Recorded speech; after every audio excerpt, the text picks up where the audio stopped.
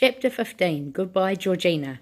When Mr. Wonka had finished reading the recipe, he carefully folded the paper and put it back into his pocket. A very, very complicated mixture, he said. So can you wonder it took me so long to get it just right? He held the bottle up high and gave it a little shake, and the pills rattled loudly inside it, like glass beads. Now, sir, he said, offering the bottle first to Grandpa George, will you take one pill or two? Will you solemnly swear, said Grandpa George, that it will do what you say it will and nothing else? Mr. Wonka placed his free hand on his heart. I swear it, he said. Charlie edged forward. Grandpa Joe came with him. The two of them always stayed close together. Please excuse me for asking, Charlie said, but are you really absolutely sure you've got it quite right? Whatever makes you ask a funny question like that, said Mr. Wonka. I was thinking of the gum you gave Violet Beauregard, Charlie said. So that's what's bothering you, cried Mr. Wonka. But don't you understand, my dear boy, that I never did give that gum to Violet. She snatched it without permission. And I shouted, Stop! Don't! Spit it out! But the silly girl took no notice of me. Now Wonkavite is altogether different. I am offering these pills to your grandparents. I am recommending them. And when taken according to my instructions, they are as safe as sugar candy. Of course they are, cried Mr. Bucket. What are you waiting for, all of you? An extraordinary change had come over Mr. Bucket since he had entered the chocolate room. Normally he was a pretty timid sort of person, a lifetime devoted to screwing caps onto the tops of toothpaste tubes in a toothpaste factory had turned him into a rather shy and quiet man. But the sight of the marvellous chocolate factory had made his spirits soar. What is more, this business of the pills seemed to have given him a terrific kick. Listen, he cried, going up to the edge of the bed. Mr. Wonka's offering you a new life. Grab it while you can. It's a delicious sensation, Mr. Wonka said, and it's very quick. You lose a year a second. Exactly 1 year falls away from you every second that goes by. He stepped forward and placed the bottle of pills gently in the middle of the bed. So here you are, my dears, he said. Help yourselves. Come on, cried all the Oompa Loompas together. Come on, old friends, and do what's right. Come make your lives as bright as bright. Just take a dose of this delight, this heavenly magic dynamite. You won't go wrong. You must go right. It's Willy Wonka's Wonkavite.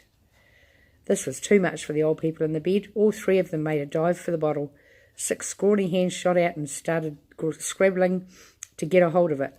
Grandma Georgina got it, and she gave a grunt of triumph and unscrewed the cap and tipped all of the brilliant yellow pills onto the blanket on her lap.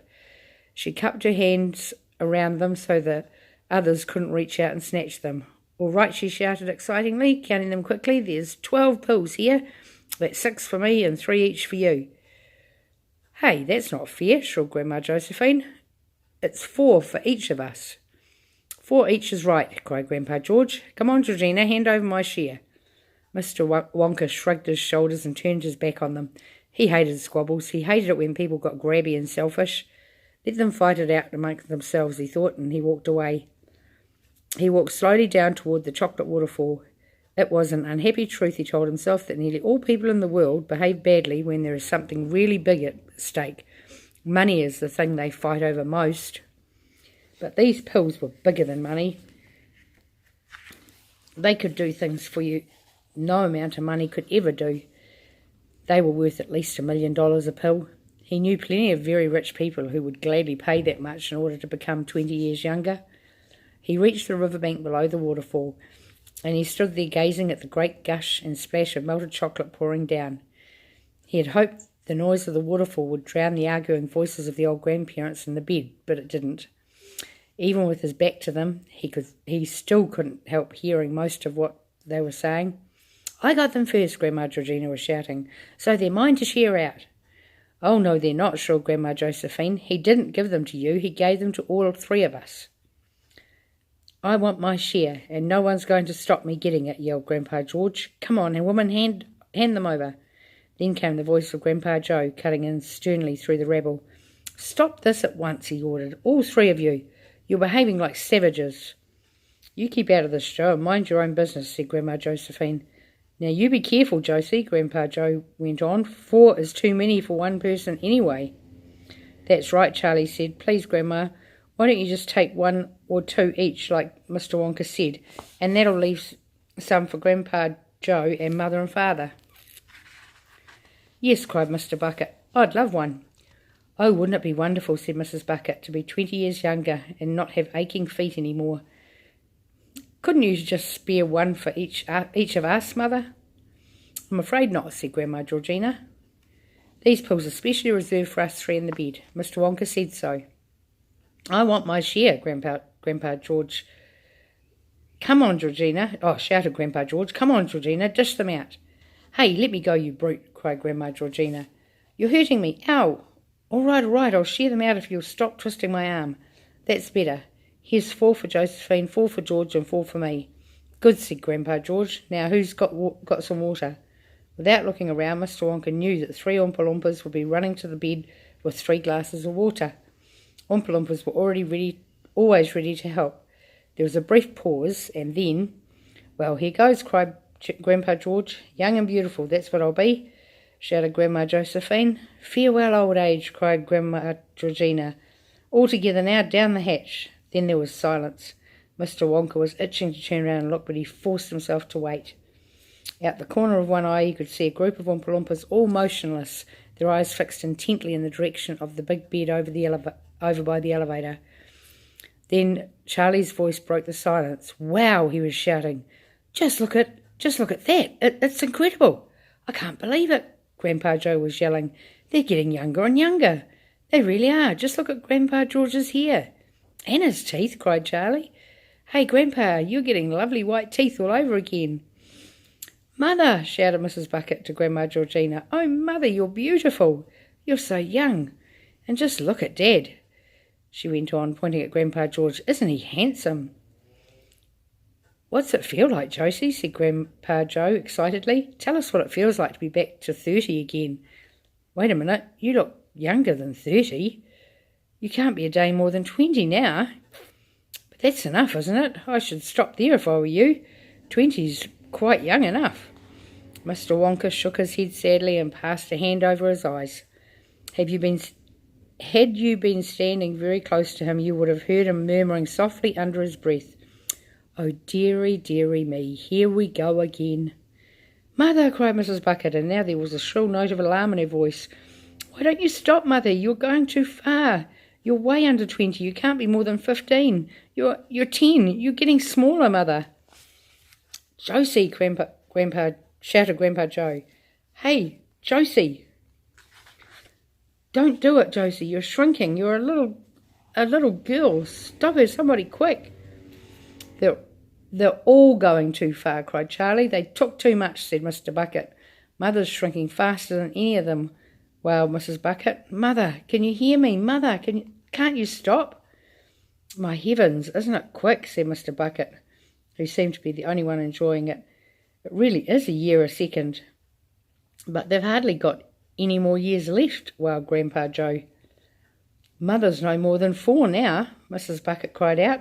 She's 3, 2, 1. Gracious me, what's happening to her? Where's she gone? Mother, Georgina, where are you? Mr. Wonka, come quickly, come here, Mr. Wonka. Something frightful's happened. Something's gone wrong. My old mother's disappeared. Mr. Wonka sighed and turned round and walked slowly and quite calmly toward the bed. Where's my mother? Bawled Mrs. Bucket. Look at Josephine, cried Grandpa Joe. Just look at her, I ask you. Mr. Wonka looked first at Grandma Josephine. She was sitting in the middle of the huge bed, bawling her head off. Wah, wah, wah, she said. Wah, wah, wah. She's a screaming baby, cried Grandpa Joe. I've got a screaming baby for a wife. The other one's Grandpa George, Mr. Bucket said, smiling happily. The slightly bigger one there crawling around, he's my wife's father. That's right, he's my father, wailed Mrs. Bucket. And where's Georgina, my old mother? She's vanished. She's nowhere, Mr. Wonka. She's absolutely nowhere. There's a picture of them on the bed and the others looking on. I saw her getting smaller and smaller, and in the end she got so small she just disappeared into thin air. What I want to know is where she's gone to, and how in the world are we going to get her back? Ladies and gentlemen, said Mr. Wonka, coming up close and raising both hands for silence, please, I beg you, do not ruffle yourselves. There's nothing to worry about. You call it nothing, cried poor Mrs. Bucket, when my old mother's gone down the drain and my father's a howling baby. A lovely baby, said Mr. Wonka. I quite agree, said Mr. Bucket. What about my Josie, cried Grandpa Joe. What about her, said Mr. Wonka. What about her, said Mr. Wonka. Well, a great improvement, sir, said Mr. Wonka. Don't you agree? Oh, yes, said Grandpa Joe. I mean, no, what am I saying? She's a howling baby. But in perfect health, said Mr. Wonka. May I ask you, sir, how many pills she took? 4, said Grandpa Joe glumly. They all took 4. Mr. Wonka made a wheezing sound in his throat, and a look of great sorrow came over his face. Why, oh, why can't people be more sensible, he said sadly. Why don't they listen to me when I tell them something? I explained very carefully beforehand that each pill makes the taker exactly 20 years younger. So if Grandma Josephine took 4 of them, she automatically became younger by 4 times 20, which is, wait a minute now, 4 2's 8, add a naught, that's 80. So she automatically became younger by 80 years. How old, sir, was your wife, if I may ask, before this happened? She was 80 last birthday, Grandpa Joe answered. She was 80 in 3 months. There you are then, cried Mr. Wonka, flashing a happy smile. The Wonkavite worked perfectly. She's now precisely 3 months old, and a plumper, rosier infant I've never set eyes on. Nor me, said Mr. Bucket. She'd win a prize in any baby competition. First prize, said Mr. Wonka. Cheer up, Grandpa, said Charlie, taking the old man's hand in his. Don't be sad. She's a beautiful baby. Madam, said Mr. Wonka, turning to Mrs. Bucket. How old, may I ask, was Grandpa George, your father? 81, wailed Mrs. Bucket. He was 81 exactly, which makes him a great big bouncing 1-year-old boy now, said Mr. Wonka happily. How splendid, said Mr. Bucket to his wife. You'll be the first person in the world to change her father's nappies. He can change his own rotten nappies, said Mrs. Bucket. What I want to know is, where's my mother? Where's Grandma Georgina? Aha, said Mr. Wonka. Oh, no, yes, indeed. Well, where has Georgina gone? How old, please, was the lady in question? 78, Mrs. Bucket told him. Well, of course, laughed Mr. Wonka. That explains it. Explains what? Snapped Mrs. Bucket. My dear madam, said Mr. Wonka, if she was only 78 and took enough Wonkavite to make her 80 years younger, then naturally she's vanished. She's bitten off more than she could chew. She's taken off more years than she had. Explain yourself, said Mrs. Bucket. Simple arithmetic, said Mr. Wonka. Subtract 80 from 78, and what do you get? -2, said Charlie. Hooray, said Mr. Bucket. My mother-in-law's -2 years old. Impossible, said Mrs. Bucket. It's true, said Mr. Wonka. And where is she now, may I ask, said Mrs. Bucket. That's a good question, said Mr. Wonka. A very good question, yes, indeed. Where is she now? You don't have the foggiest idea, do you? Of course I do, said Mr. Wonka. I know exactly where she is. Then tell me. You must try to understand, said Mr. Wonka, that if she is now -2, she's got to add 2 more years before she can start again from naught. She's got to wait it out. Where does she wait? Said Mrs. Bucket. In the waiting room, of course, said Mr. Wonka. Boom, boom, said the drums of the Oompa Loompa band. Boom, boom, boom, boom. And all the Oompa Loompas, all the hundreds of them standing there in the chocolate room, began to sway and hop and dance to the rhythm of the music. Attention, please, they sang. Attention, please. Don't dare to talk. Don't dare to sneeze. Don't doze or daydream. Stay awake. Your health, your very life's at stake. Ho, ho, you say. They can't mean that. Mean me. Ha, ha, we answer. Wait and see. Did any of you ever meet a child called Goldie Pinklesweet, who on her 7th birthday went to stay with Granny down in Kent? At lunchtime on the second day of dearest little Goldie's stay, Granny announced, I'm going down to do some shopping in the town. Do you know why Granny didn't tell the child to come along as well? She's going to the nearest inn to buy herself a double gin. Oh dear. So out she creeps, she shuts the door, and Goldie, after making sure there she is, really by herself, goes quickly to the medicine shelf. And there her little greedy eyes see pills of every shape and size. Such fascinating colours too. Some green, some pink, some brown, some blue. All right, she says, let's try the brown. She takes one pill and gulps it down. Yum, yum, she cries, hooray, what fun. They're chocolate-coated every one. She gobbles 5, she gobbles 10. She stops her gobbling only when the last pill's gone, there are no more. Slowly she rises from the floor. She stops, she hiccups, dear oh dear, she starts to feel a trifle queer. You see, how could young Goldie know, for nobody had told her so, that Grandmama, her old relation, suffered from frightful constipation. This meant that every night she'd give herself a powerful laxative. And all the medicines that she'd bought were naturally of this sort. The pink and red and blue and green were all extremely strong and mean. But far more fierce and meaner still was Granny's little chocolate pill. Its blast effect was quite uncanny. It used to shake up even Granny. In point of fact, she did not dare to use them more than twice a year. So can you wonder little Goldie began to feel a wee bit mouldy?